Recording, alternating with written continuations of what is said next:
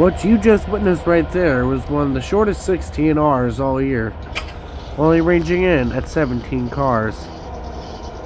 But the next few trains we watch here are a lot longer, including its southbound counterpart, the 11R. This 11R was passing McDowell and Walker here in Afton. McDowell and Walker is a company, and it receives soybeans by covered hoppers from the railroad. The soybeans, I believe, is used in bird and chicken feed. This train kept going, even though sometimes it can work this plant going south.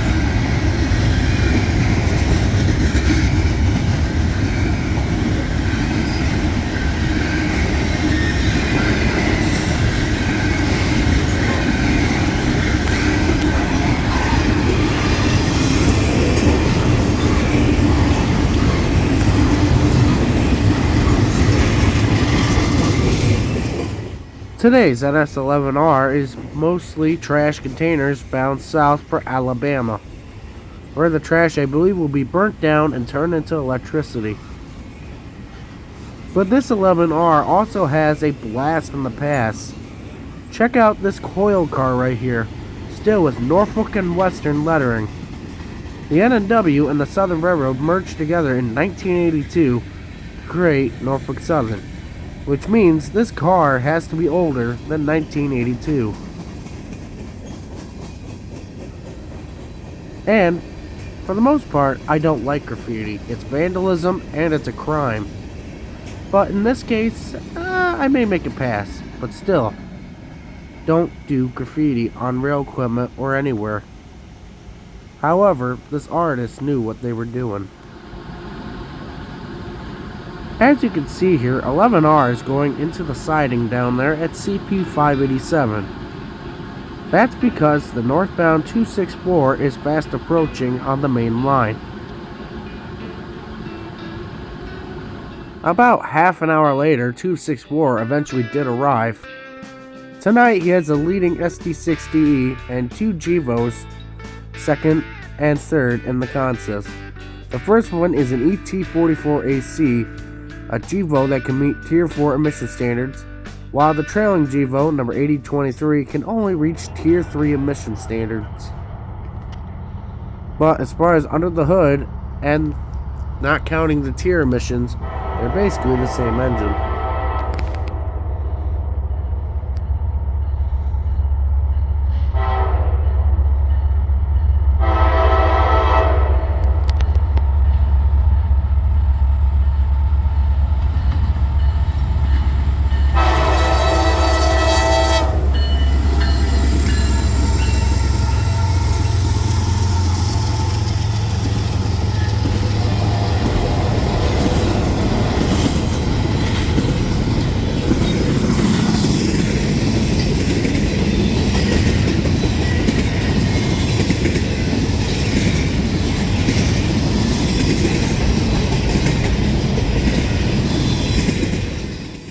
.264 is out of Chicago and bound for Ayer, Massachusetts.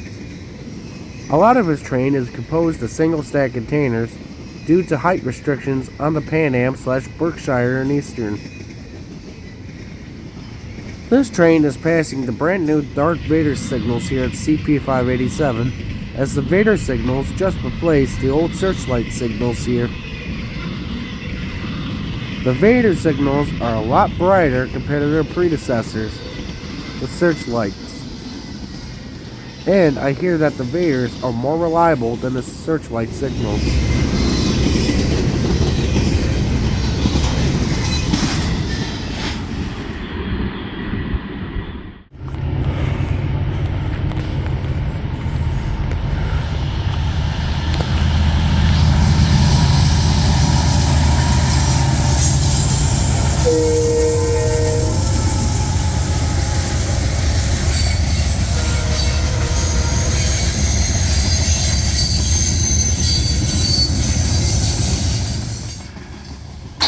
As per usual, falling behind the 264 2 hours later was 16R. He is also bound for Air, Massachusetts, however, he originates in Binghamton, New York. Unlike the last 16R we looked at, he's got trash containers on his rear end. However, these ones are empty, returning back north for loads. He's also got his auto racks on the rear end as well. The auto racks on this train are loaded, unlike the trash containers, filled with Ford, Jeeps, and Nissans.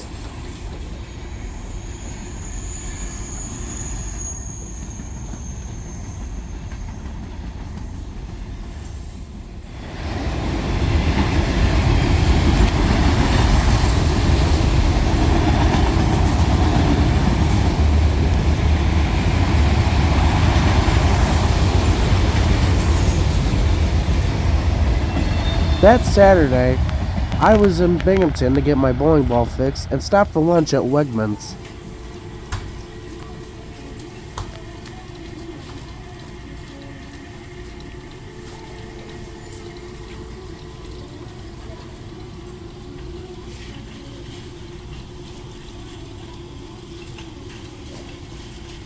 Where I found the train on the ceiling running with a Penske Jeep leading the way. And after eating a sandwich, it was time to get back home, as another train was making its way down the D&H. This is NS 265, with intermodal and trash loads. The intermodal containers are all out of Air, Massachusetts, as it looks like there was none from Mechanicsville, and the trash containers are bound for Michigan, where they'll be dropped off. The SD60Es lead almost all the Massachusetts trains, like this 265. However, I guess due to a failure, the 60E did not lead, or there was not one available.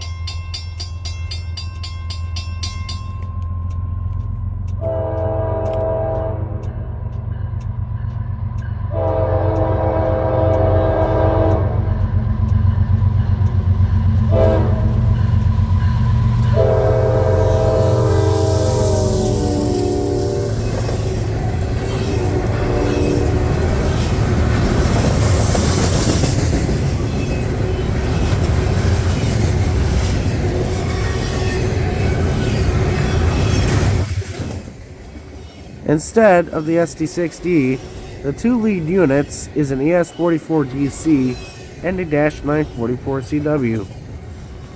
The ES44DC displaced the -944CW in GE's catalog back in 2005, as the ES44DC is an upgraded version of the -9, with newer cabs and electronics, higher horsepower, and much more reliable. However, the -9s are reliable on their own as well. The D9s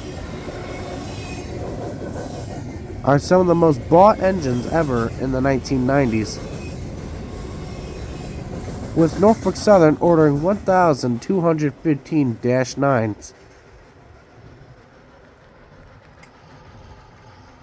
Also on this 265 was a veterans container and FEC flat car 2232 with piggyback trailers. But don't worry, did you miss the 60Es? Well, they were back on this train with 4 other units. There were 2 SD60Es with tons of GEVOs and a -9.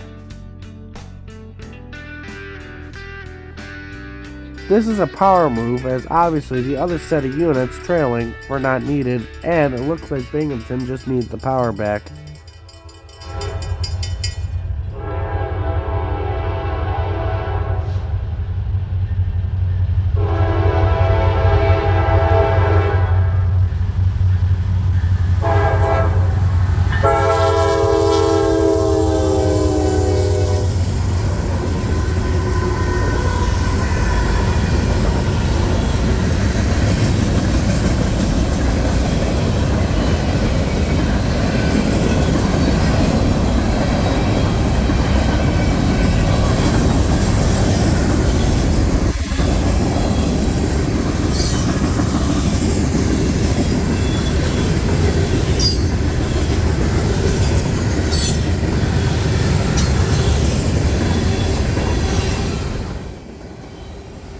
Most of the time, these trains only required 3 locomotives to be on the head end.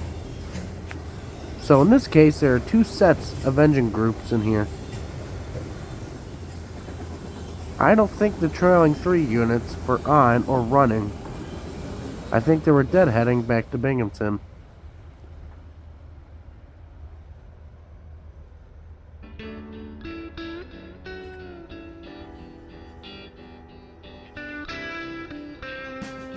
But all 3 units in this next train were working hard to get their train north.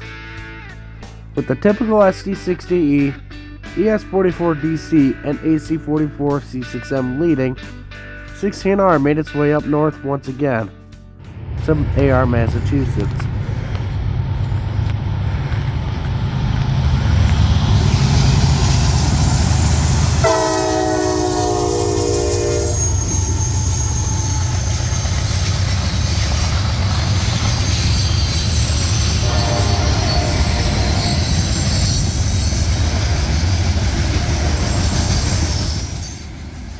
Tonight's load of interest were these telephone poles going north on 16R. And this Union Quality hopper car. 2 hidden gems within a clone army of rail cars.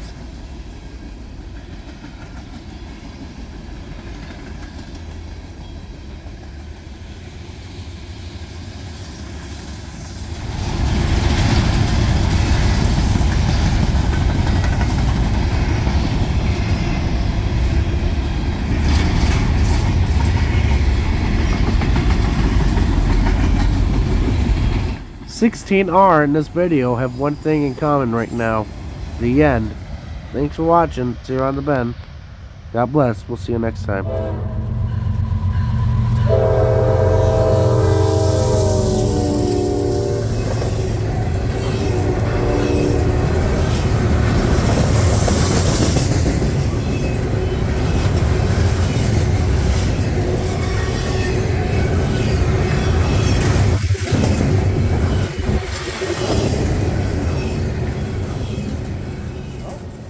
Hey, you didn't leave quite yet.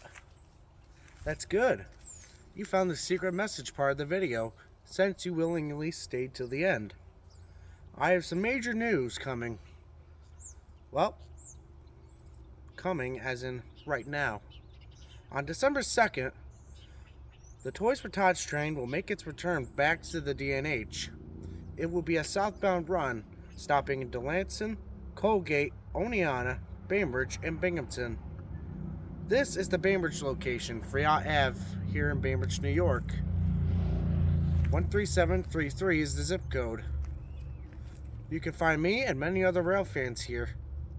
The train will run southbound this year, unlike northbound, unlike the previous years. So the train's going to run south, meaning that way. Please come out in a second and attend and see the spectacle in action. But for now, thanks for watching. See you on the bend. God bless. I hope you enjoyed.